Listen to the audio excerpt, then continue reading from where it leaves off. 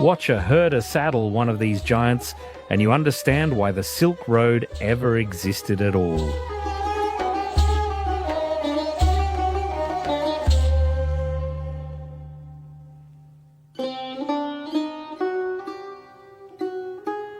The Gobi covers a third of Mongolia, and these portable sanctuaries paired with desert-born animals make it not just survivable, but livable.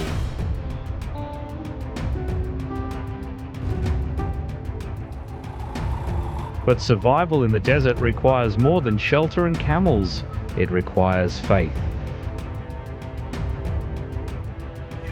Granite towers rise from the desert floor at Baga Gazrin Chulu, like a stone forest, each formation carved by millions of years of wind and weather.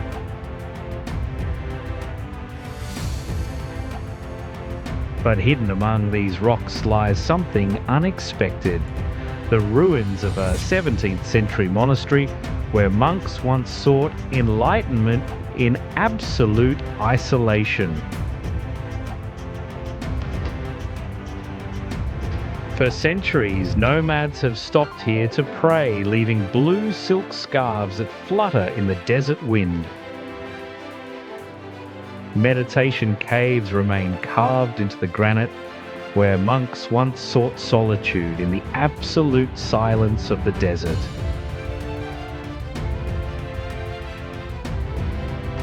In the heart of this burning desert lies Yol Valley, where ice survives all year round.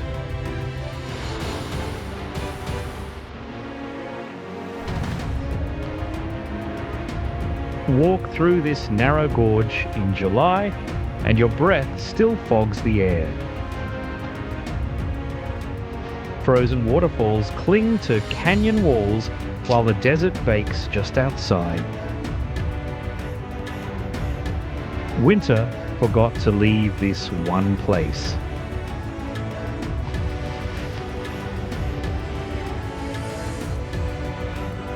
Sphinx Rock stands sentinel here in the Gobi, shaped by winds that have been sculpting this landscape since the world was young.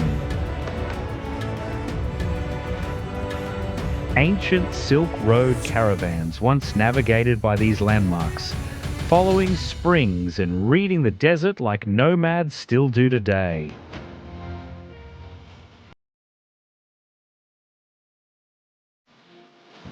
At Bayanzag, the flaming cliffs glow like embers at sunset, carved by wind and time into a landscape that feels prehistoric.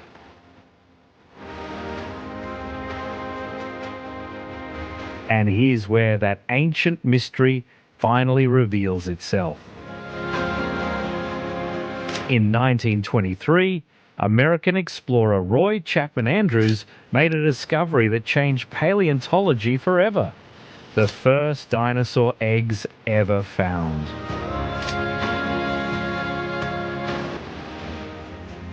This was the impossible find hidden in the Gobi's depths. Local herders had always found strange bones here, weaving them into legends of dragons that once ruled the earth. Turns out they weren't too far from the truth.